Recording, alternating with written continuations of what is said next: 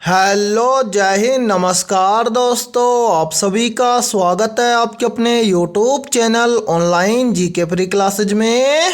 आज के इस क्लास में हम रेलवे ग्रुप डी परीक्षा 2025 के लिए छठा मॉडल पेपर लेकर आए हैं और इस छठे मॉडल पेपर के अंदर हम बहुत ही इंपॉर्टेंट क्वेश्चनों को कवर करेंगे। और मेरे भाई, ये सभी क्वेश्चन आपके रेलवे ग्रुप डी एग्जाम 2025 के लिए इंपॉर्टेंट रहेंगे, इसलिए इस छठे मॉडल पेपर को आपको कंप्लीट देखना है और इस मॉडल पेपर के एंड में आपको बताना है कि आपके टोटल कितने क्वेश्चन सही होते हैं। और यदि आप इस चैनल से पहली बार जुड़े हैं तो चैनल को कर लीजिए सब्सक्राइब और बेल आइकन को प्रेस करना, ताकि ऐसी शानदार क्लास का नोटिफिकेशन आपको सबसे पहले देखने को मिले। तो चलिए शुरू करते हैं आज के इस छठे मॉडल पेपर को बिना देरी के।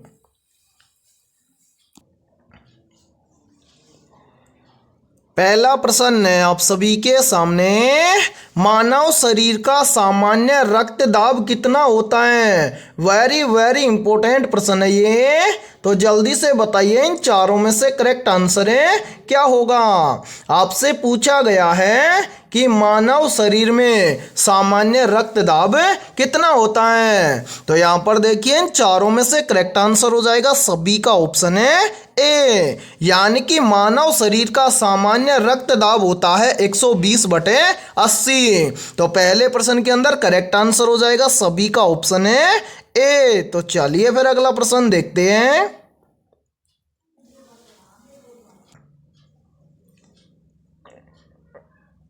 दूसरा प्रश्न है आप सभी के सामने, निम्न में से पारसेक किसकी इकाई है। ऑप्शन ए बल की, ऑप्शन बी है ऊर्जा की, ऑप्शन सी है कार्य की और ऑप्शन डी है दूरी की। तो यहाँ पर देखिए इन चारों में से करेक्ट आंसर हो जाएगा सभी का ऑप्शन है डी, यानी कि पारसेक दूरी की इकाई है। तो दूसरे प्रश्न के अंदर करेक्ट आंसर हो जाएगा सभी का ऑप्शन है डी। तो चलिए फिर अगला प्रश्न देखते हैं।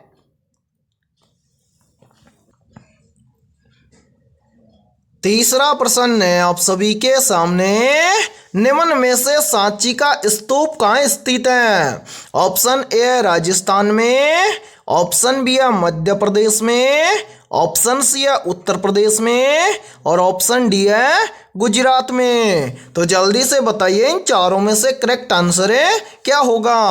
आपसे पूछा गया है कि निम्न में से सांची का स्तूप कहाँ स्थित है, तो मेरे भाई यहाँ पर देखिए इन चारों में से करेक्ट आंसर हो जाएगा सभी का ऑप्शन है बी, यानी कि सांची का स्तूप मध्य प्रदेश में स्थित है। तो तीसरे प्रश्न के अंदर करेक्ट आंसर हो जाएगा सभी का ऑप्शन है बी। और मेरे भाई यहाँ पर देखिए यहीं से एक प्रश्न और बनता है और काफी बार एग्जाम के अंदर पूछा भी जाता है। पूछा जाता है कि भारत का कौन सा राज्य क्षेत्रफल की दृष्टि से सबसे बड़ा है। तो मेरे भाई याद रखना, क्षेत्रफल की दृष्टि से भारत का सबसे बड़ा राज्य है राजस्थान। इसी के साथ में देखिए यहीं से क्वेश्चन और बनता है और काफी बार एग्जाम के अंदर पूछा भी जाता है। पूछा जाता है कि भारत के किस राज्य में सबसे अधिक मात्रा में वन पाए जाते हैं। तो यहाँ पर देखिए इन चारों में से करेक्ट आंसर होगा क्या, ऑप्शन बी, यानी कि मध्य प्रदेश के अंदर या मध्य प्रदेश राज्य के अंदर सबसे अधिक मात्रा में वन पाए जाते हैं। और मेरे भाई जो सांची का स्तूप है ये भी मध्य प्रदेश राज्य के अंदर स्थित है। तो तीसरे प्रश्न के अंदर करेक्ट आंसर हो जाएगा सभी का ऑप्शन है बी। और मेरे भाई यहाँ पर देखिए यदि ये क्लास आपको पसंद आ रही है तो जल्दी से एक बार इस क्लास को लाइक कर दीजिए, और यदि आप इस चैनल से पहली बार जुड़े हैं तो चैनल को कर लीजिए सब्सक्राइब और बेल आइकन को प्रेस करना, ताकि ऐसे ही शानदार क्लास का नोटिफिकेशन आपको सबसे पहले देखने को मिले। और यदि आप पहली बार के अंदर रेलवे ग्रुप डी एग्जाम 2025 को क्रैक करना चाहते हैं तो हमने आपके रेलवे ग्रुप डी एग्जाम 2025 के लिए GK, GS, mathematics, science, current affairs और रीजनिंग के लगभग 21,000 प्लस मोस्ट इंपोर्टेंट क्वेश्चनों का पीडीएफ सेट तैयार किया है। यदि आप ये 21,000 प्लस मोस्ट इंपोर्टेंट क्वेश्चनों का पीडीएफ सेट लेना चाहते हैं तो आप हमारे इस व्हाट्सएप नंबर पर कांटेक्ट करके ले सकते हैं। और मेरे भाई इस पीडीएफ सेट की प्राइस हमने रखी है मात्र और मात्र 51 रुपए, यानी कि 51 रुपए की फीस के अंदर आपको रेलवे ग्रुप डी एग्जाम 2025 के लिए ऑल सब्जेक्ट के ऊपर टॉपिक वाइज लगभग 21,000 प्लस क्वेश्चनों का पीडीएफ सेट दिया जाएगा। और मैं आप सभी को यह गारंटी देता हूं, यदि आप इन 21,000 प्लस क्वेश्चनों को अच्छे से तैयार कर लेते हो तो आप पहली बार के अंदर रेलवे ग्रुप डी एग्जाम 2025 को क्रैक कर जाओगे। तो मेरे भाई जल्दी से जाइए और इस व्हाट्सएप नंबर पर आप कॉन्टैक्ट करके इस पीडीएफ सेट को ले लीजिए और एग्जाम से पहले अपनी तैयारी को मजबूत बना लीजिए। और इसी के साथ में यदि आपको इन 21,000 प्लस क्वेश्चनों में से किसी भी क्वेश्चन के अंदर कोई भी डाउट हो तो आप उस क्वेश्चन का स्क्रीनशॉट लेके हमारे व्हाट्सएप नंबर पर शेयर कर देना, उस क्वेश्चन का सॉल्यूशन आपको मिल जाएगा। ठीक है, तो चलिए फिर अगला प्रश्न देखते हैं।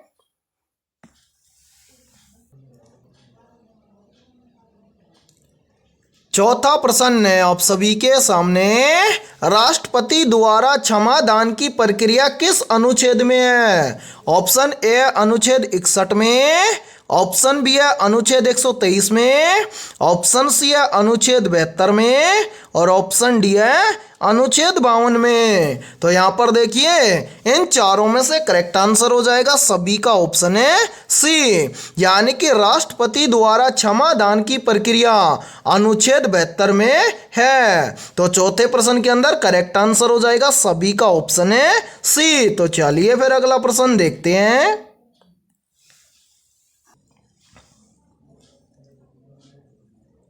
पांचवा प्रश्न है आप सभी के सामने, गौतम बुद्ध ने अपना पहला उपदेश कहाँ दिया था?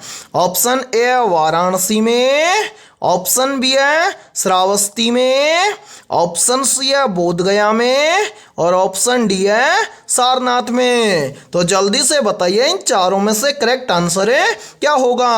आपसे पूछा गया है कि गौतम बुद्ध ने अपना पहला उपदेश कहाँ दिया था। मेरे भाई मोस्ट इंपोर्टेंट प्रश्न है ये, तो जल्दी से बताइए इन चारों में से करेक्ट आंसर है क्या होगा? तो ध्यान से देखिए इन चारों में से करेक्ट आंसर हो जाएगा सभी का ऑप्शन है डी, यानी कि गौतम बुद्ध ने अपना पहला उपदेश दिया था सारनाथ में। तो पांचवें प्रश्न के अंदर करेक्ट आंसर हो जाएगा सभी का ऑप्शन है डी। तो चलिए फिर अगला प्रश्न देखते हैं।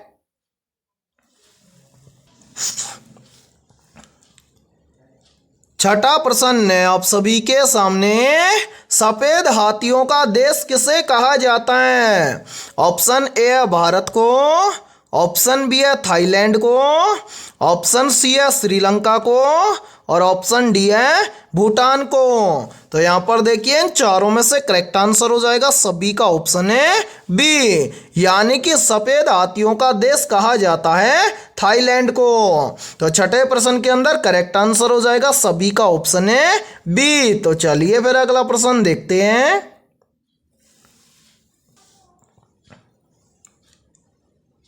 सातवां प्रश्न है आप सभी के सामने, निम्न में से हीटर की स्प्रिंग किसकी बनी होती है? ऑप्शन ए है नाइक्रोम की, ऑप्शन बी है लोहा की, ऑप्शन सी है तांबा की और ऑप्शन डी है पीतल की। तो मेरे भाई जल्दी से बताइए इन चारों में से करेक्ट आंसर है क्या होगा? आपसे पूछा गया है कि हीटर की स्प्रिंग किसकी बनी होती है, या फिर देखिए इसी प्रश्न को एग्जाम के अंदर घुमाकर ऐसे भी पूछा जाता है कि निम्न में से हीटर की स्प्रिंग किस धातु की बनी होती है। तो यहां पर देखिए इन चारों में से करेक्ट आंसर हो जाएगा सभी का ऑप्शन है ए, यानी कि जो हीटर की स्प्रिंग होती है ये नाइक्रोम धातु की बनी होती है। तो सातवें प्रश्न के अंदर करेक्ट आंसर हो जाएगा सभी का ऑप्शन है ए। और मेरे भाई बहुत ही इंपॉर्टेंट प्रश्न है ये, तो जल्दी से एक काम कीजिए इस प्रश्न का आप स्क्रीनशॉट ले लीजिए। ठीक है, तो चलिए फिर अगला प्रश्न देखते हैं।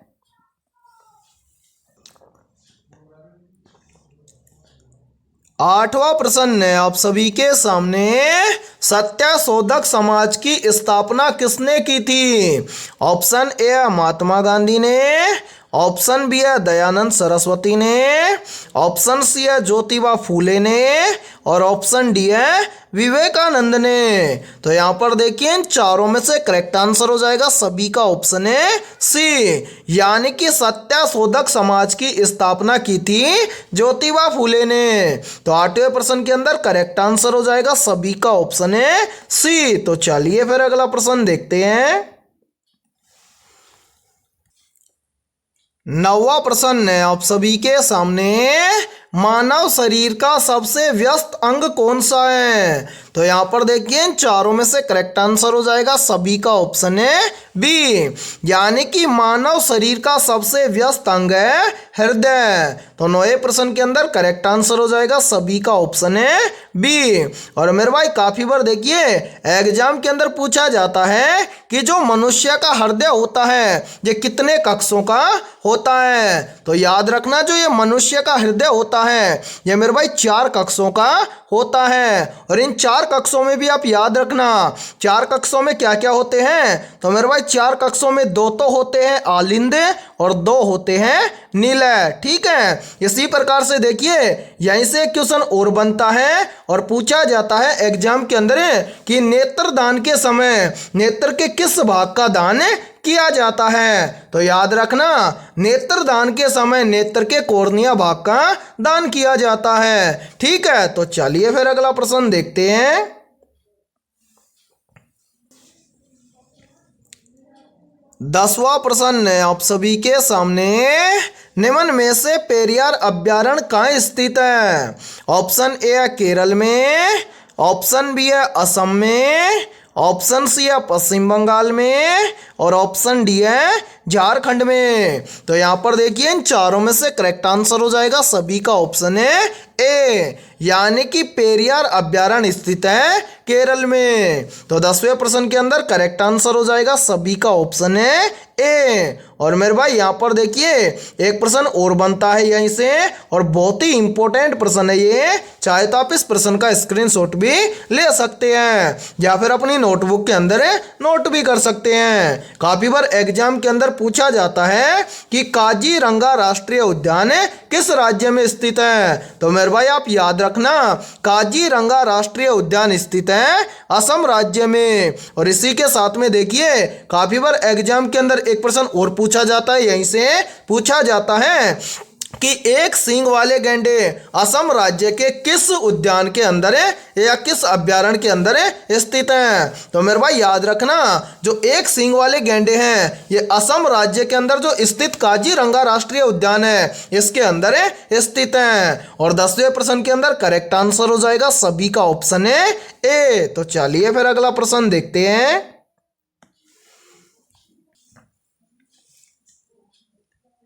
11वां प्रश्न है आप सभी के सामने, कवक की कोशिका भित्ति किसकी बनी होती है? मोस्ट इंपोर्टेंट प्रश्न है ये। तो यहाँ पर देखिए इन चारों में से करेक्ट आंसर हो जाएगा सभी का ऑप्शन है ए, यानी कि कवक की कोशिका भित्ति बनी होती है सेल्यूलोज की। तो 11वें प्रश्न के अंदर करेक्ट आंसर हो जाएगा सभी का ऑप्शन है ए। और मेरे भाई देखिए इस क्लास के अंदर आपको एंड तक बने रहना है क्योंकि इस क्लास के अंदर बहुत ही इंपॉर्टेंट क्वेश्चन होने वाले हैं और ये सभी क्वेश्चन आपके रेलवे ग्रुप डी एग्जाम 2025 के लिए रामबाण साबित होने वाले हैं। इसलिए आपको क्या करना है इस क्लास के अंदर एंड तक बने रहना है और क्लास के एंड में आपको बताना है कि आपके टोटल कितने क्वेश्चन सही होते हैं। और यदि आपको किसी भी क्वेश्चन का आंसर पहले से आता हो तो उस क्वेश्चन का आंसर आप कमेंट सेक्शन के अंदर जरूर कमेंट करें, ठीक है। तो चलिए फिर अगला प्रश्न देखते हैं।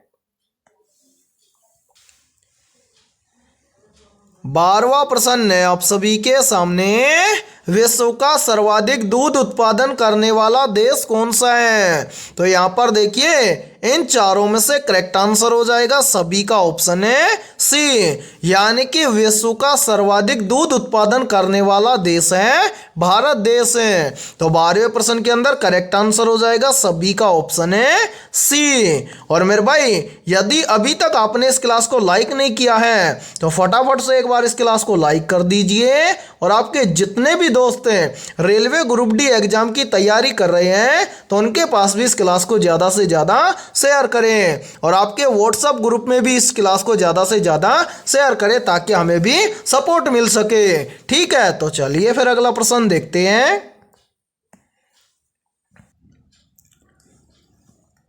13वां प्रश्न है आप सभी के सामने, किस मिट्टी को कपास की खेती के लिए उपयुक्त माना जाता है? ऑप्शन ए है जलोढ़ मिट्टी को, ऑप्शन बी है लेटराइट मिट्टी को, ऑप्शन सी है काली मिट्टी को, और ऑप्शन डी है लाल मिट्टी को। तो यहाँ पर देखिए इन चारों में से करेक्ट आंसर हो जाएगा सभी का ऑप्शन है सी, यानी कि इन सभी में से काली मिट्टी को कपास की खेती के लिए उपयुक्त माना जाता है। तो 13वें प्रश्न के अंदर करेक्ट आंसर हो जाएगा सभी का ऑप्शन है सी। तो चलिए फिर अगला प्रश्न देखते हैं।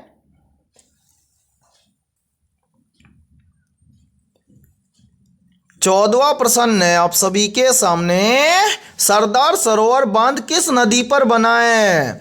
ऑप्शन ए है ताप्ती नदी पर है, ऑप्शन बी है कृष्णा नदी पर है, ऑप्शन सी है नर्मदा नदी पर है, और ऑप्शन डी है कावेरी नदी पर है। तो यहाँ पर देखिए इन चारों में से करेक्ट आंसर हो जाएगा सभी का ऑप्शन है सी, यानी कि सरदार सरोवर बांध बना हुआ है नर्मदा नदी पर है। तो 14वें प्रश्न के अंदर करेक्ट आंसर हो जाएगा सभी का ऑप्शन है सी। और मेरे भाई मोस्ट इंपोर्टेंट प्रश्न है ये, चाहे तो आप इस प्रश्न का स्क्रीनशॉट भी ले सकते हैं। तो चलिए फिर अगला प्रश्न देखते हैं।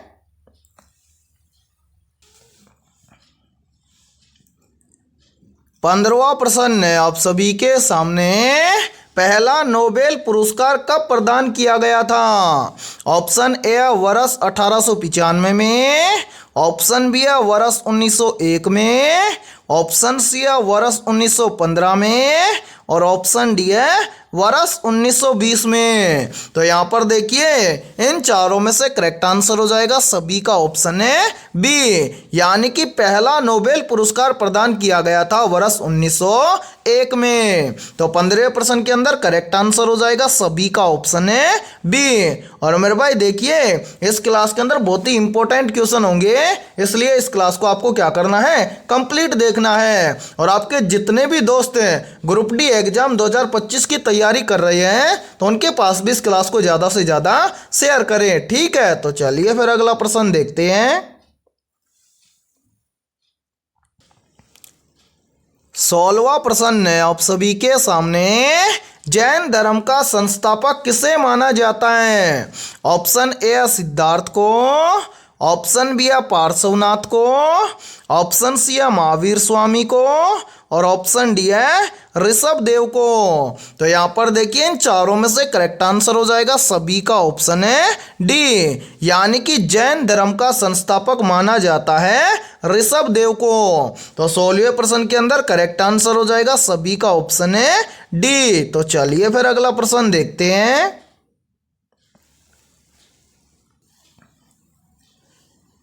17वां प्रश्न है आप सभी के सामने, मोहिनी अट्टम किस राज्य का लोक नृत्य है? मोस्ट इंपोर्टेंट प्रश्न है ये, तो जल्दी से बताइए इन चारों में से करेक्ट आंसर है क्या होगा। आपसे पूछा गया है कि मोहिनी अट्टम किस राज्य का लोक नृत्य है। तो यहाँ पर देखिए इन चारों में से करेक्ट आंसर हो जाएगा सभी का ऑप्शन है बी, यानी कि मोहिनी अट्टम केरल राज्य का क्या है, लोक नृत्य है। तो 17वें प्रश्न के अंदर करेक्ट आंसर हो जाएगा सभी का ऑप्शन है बी। तो चलिए फिर अगला प्रश्न देखते हैं।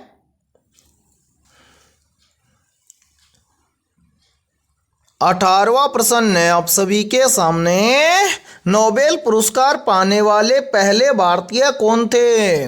Option A Mother Teresa, option B Rabindranath Tagore, option C है सीवी रमन और ऑप्शन डी है अमर्त्य सेन। तो यहाँ पर देखिए इन चारों में से करेक्ट आंसर हो जाएगा सभी का ऑप्शन है बी, यानी कि नोबेल पुरस्कार पाने वाले पहले भारतीय थे रविंद्रनाथ टैगोर। तो 18वें प्रश्न के अंदर करेक्ट आंसर हो जाएगा सभी का ऑप्शन है बी। और मेरे भाई यहाँ पर देखिए आप सभी के लिए बहुत ही इंपॉर्टेंट सूचना है, यदि आप पहली बार के अंदर रेलवे ग्रुप डी एग्जाम 2025 को क्रैक करना चाहते हैं तो हमने आपके रेलवे ग्रुप डी एग्जाम 2025 के लिए ऑल सब्जेक्ट के ऊपर टॉपिक वाइज लगभग 21,000 प्लस मोस्ट इंपोर्टेंट क्वेश्चनों का पीडीएफ सेट तैयार किया है। यदि आप ये 21,000 प्लस मोस्ट इंपोर्टेंट क्वेश्चनों का पीडीएफ सेट लेना चाहते हैं तो आप हमारे इस व्हाट्सएप नंबर पर कांटेक्ट करके ले सकते हैं। व्हाट्सएप नंबर है 7372826893। ये हमारा व्हाट्सएप नंबर है। इस व्हाट्सएप नंबर पर आप कांटेक्ट करके इस पीडीएफ सेट को ले सकते हैं। और मेरे भाई इस पीडीएफ सेट की प्राइस हमने रखी है मात्र और मात्र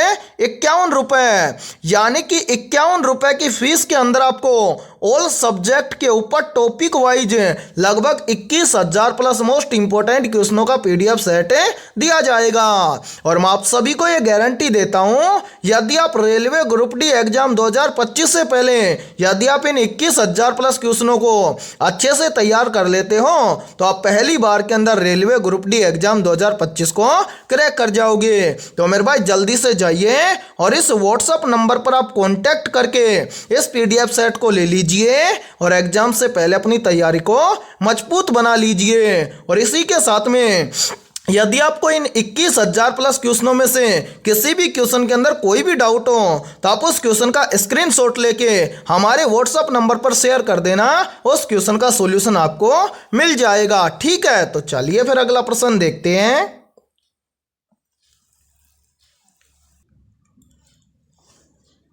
19वां प्रश्न है आप सभी के सामने, महमूद गजनवी ने सोमनाथ मंदिर को कब लूटा था? तो यहां पर देखिए इन चारों में से करेक्ट आंसर हो जाएगा सभी का ऑप्शन है सी, यानी कि महमूद गजनवी ने सोमनाथ मंदिर को लूटा था 1025 ईस्वी पूर्व। तो 19वें प्रश्न के अंदर करेक्ट आंसर हो जाएगा सभी का ऑप्शन है सी। तो चलिए फिर अगला प्रश्न देखते हैं।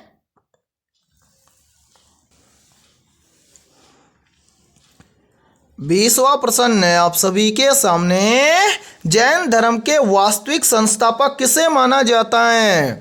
ऑप्शन ए है सिद्धार्थ को, ऑप्शन बी है पार्श्वनाथ को, ऑप्शन सी है महावीर स्वामी को और ऑप्शन डी है ऋषभ देव को। तो यहाँ पर देखिए इन चारों में से करेक्ट आंसर हो जाएगा सभी का ऑप्शन है सी, यानी कि जैन धर्म के वास्तविक संस्थापक माना जाता है महावीर स्वामी को। तो 20वें प्रश्न के अंदर करेक्ट आंसर हो जाएगा सभी का ऑप्शन है सी।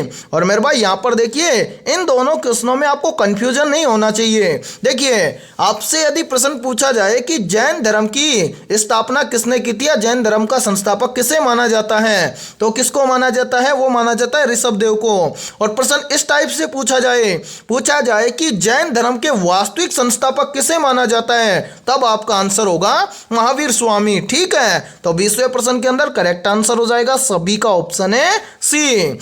तो आज की इस क्लास के अंदर इतना ही।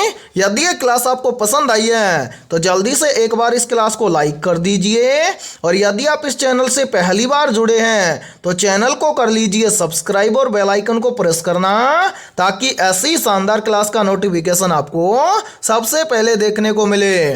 और आज की इस क्लास के अंदर हमने 20 बहुत ही इंपॉर्टेंट क्वेश्चन करवाए हैं। तो इन 20 में से आपके कितने क्वेश्चन सही हुए हैं सभी को कॉमेंट सेक्शन के अंदर कॉमेंट करके बताना है। और जिन भी अभ्यर्थियों के इन 20 में से लगभग 18 प्लस क्वेश्चन सही हुए हैं तो समझना उनकी तैयारी बेहतर है। तो फिर मिलते हैं ऐसे बेहतरीन क्वेश्चनों के साथ सुबह 11 बजे।